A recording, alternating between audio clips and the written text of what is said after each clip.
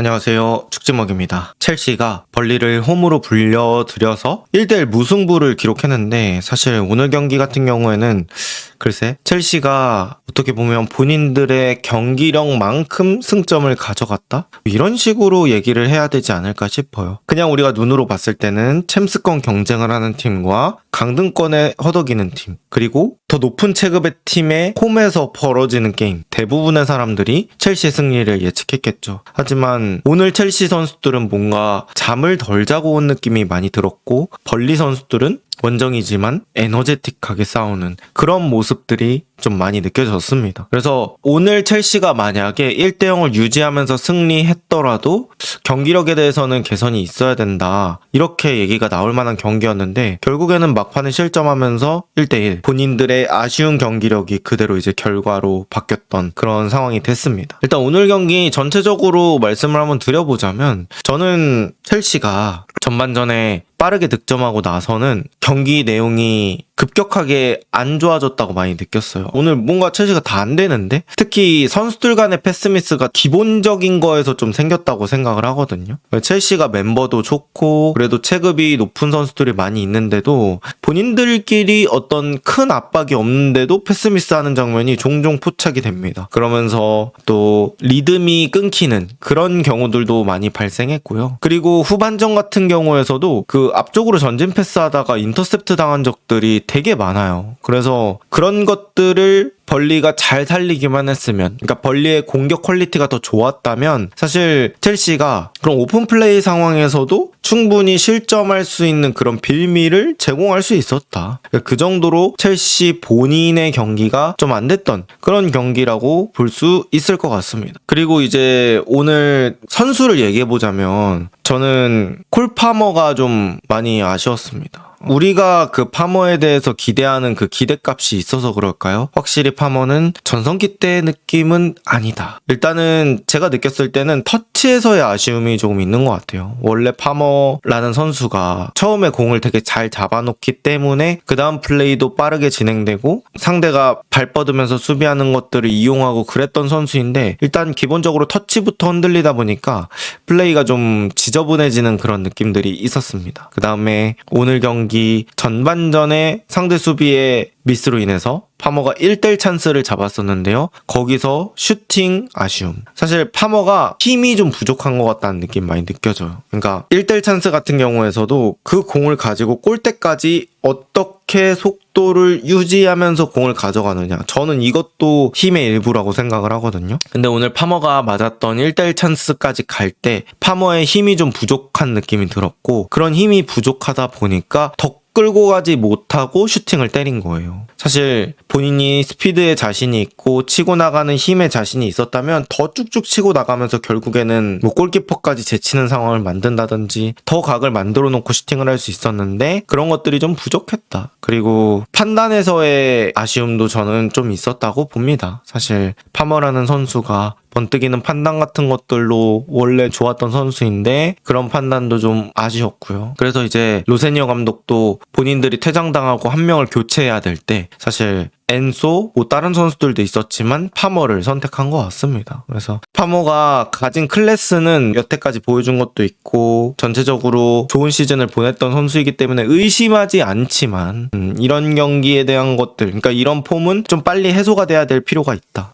특히 파머가 좀 잘했던 게 본인들보다 체급이 뭐 반 단계 내지는 한 단계 정도 낮은 팀 상대로 어떤 폭발적인 퍼포먼스가 나왔던 거였거든요. 근데 오늘은 그런 부분들이 부족했던 게 저는 좀 아쉽다고 느꼈습니다. 그리고 이제 뭐 결국에는 포파나를 얘기 안 할 수가 없겠죠. 포파나라는 선수가 사실 경기할 때는 뭐 나쁘지 않은 그런 내용들도 저는 있었다고 생각해요. 뭐 공을 가지고 앞으로 전진한다든지 커버링을 해주다든지 그런 부분들은 나쁘지 않았던 것 같은데, 사실 경고가 있음에도 불구하고 그런 도전적인 플레이, 그런 것들은 잘 이해가 가지 않았다. 그리고 포파나가 퇴장당하면서 첼시가 원래 소유권을 가지고 게임을 할 수 있었어요. 그러니까 공을 가지고 게임하면서 시간을 좀 보낼 수 있었는데 포파나가 나가 나가자마자 계속 벌리가 점유율을 가지고 몰아붙이는 그런 상황이 됐죠. 이제 거기서 로세니어 감독한테는 두 가지 선택지가 있죠. 첫 번째, 원래 하던 대로 하는 거예요. 그래서 어떤 공격 수비 성향을 크게 조절하지 않고 비슷한 성향을 유지하면서 가는 거, 이게 1번이고 2번은 이제 수비적으로 가는 거죠. 근데 이제 첼시가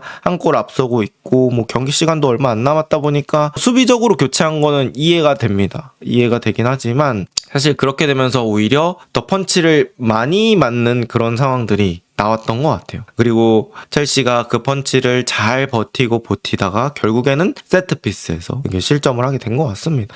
세트피스에서는 여러분들도 아시겠지만 역시나 사람 숫자가 중요하긴 해요. 물론 이제 위치를 잘 잡고 있으면 위치를 잘 잡고 있는 팀이 유리하게 게임을 가져갈 수 있지만 어쨌든 한 명이 모자란 게 좀 티가 날 수 있기 때문에 포파나의 퇴장 매우 아쉬웠고, 그리고 사실 포파나가 퇴장당해서 이러한 무승부에 지분이 좀 큰 편도 맞으나 사실 포파나 빼고 다른 선수들이 엄청나게 이 게임을 잘했냐?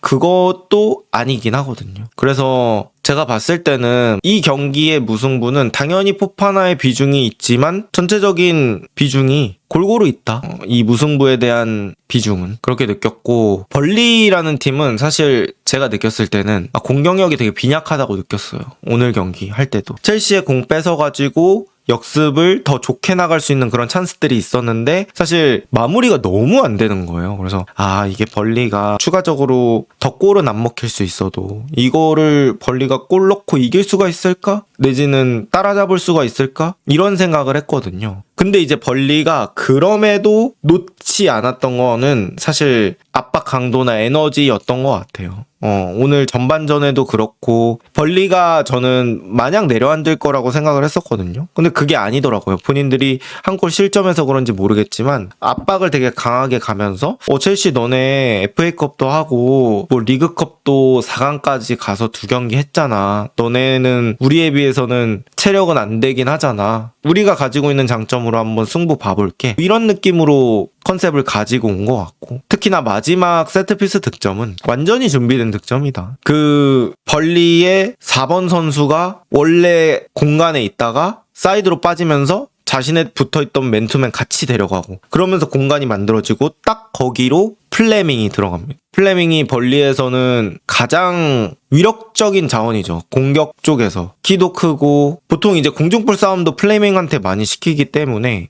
그런 뚝배기 특히나 조심했어야 되는데 가장 위협적인 선수를 왜 첼시가 그냥 냅뒀을까? 사실 거기서는 이제 산투스가 약간 맨투맨이 꼬였던 것 같은데 그런 부분 아쉽고, 벌리는 다르게 말하면은 준비한 대로 완전히 잘 됐다. 공간 만들어주고 플레밍 들어가고 그 다음에 제워프의 퀄리티 높은 킥까지. 그래서 상당히 높은 골이 들어갔고, 오늘 경기 그냥 보면서 느꼈던 거는 그냥 불안불안했어요. 사실 첼시가 만약에 첼시가 이긴다면 요런 꾸역승도 잘해서 이긴 거니까 오케이 그래도 잘 버텼네 이렇게 얘기를 하려고 했어요. 근데 사실 경기 내내는 좀 불안한 포인트들이 많았거든요. 그리고 만약에 첼시가 패스미스 했을 때 그 공을 잡은 팀이 벌리가 아니라 뭐 더 역습 퀄리티가 좋은 팀이다 이런 팀이었으면은 첼시가 상당히 두드려 맞는 경기가 될 수도 있었던 거예요. 근데 오늘 어쨌든 첼시가 이런 경기를 비긴다. 이거는 매우 뼈 아프고, 사실 마레스카 감독이 본인들보다 체급 약한 팀을 잘 잡지는 못하는 그런 단점이 있었잖아요. 그래서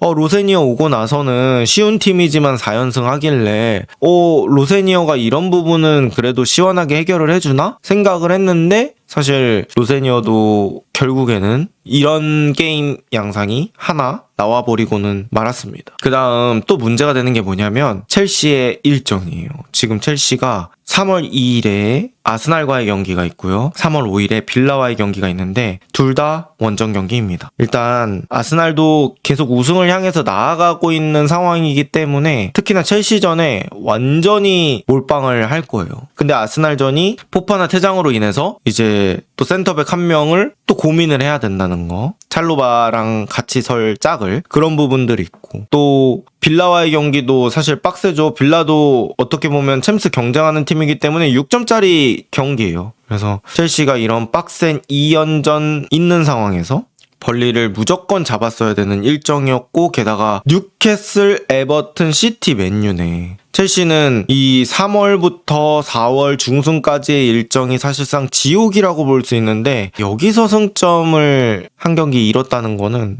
너무너무 아쉬운 그런 상황이 됐습니다. 그리고 리즈한테 비긴 것도 홈에서 비긴 것도 좀 많이 아쉬웠죠.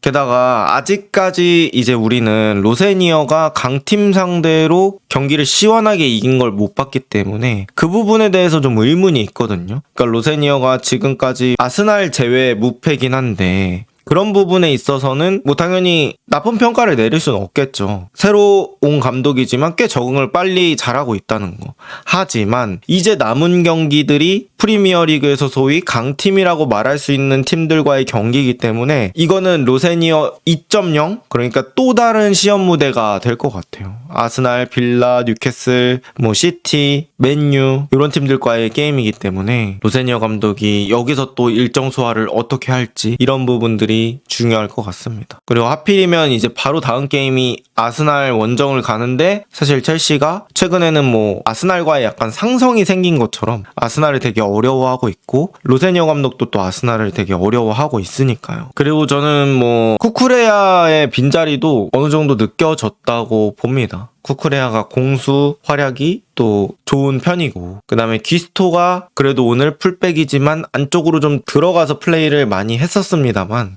사실 완전히 좋은 플레이였냐? 요거까지는 아니었기 때문에 쿠쿠레야가 조금 더 저는 공격적인 그런 부분들 그리고 수비 커버 같은 부분들도 조금은 더 낫지 않나라고 생각을 하기 때문에 쿠쿠레야 없는 거 그런 다재다능한 선수가 없는 것도 로세니어 볼의 색깔이 좀 줄어드는 그런 원인이 아니었나라고 생각을 합니다. 자, 그래서 첼시 입장에서는 오늘 경기 승점 잃은 게 이번 시즌에 매우 중요한 그런 지점이 될 것 같고요. 로세니어 감독의 새로운 또 시험 무대가 어떻게 될지 지켜보도록 하겠습니다.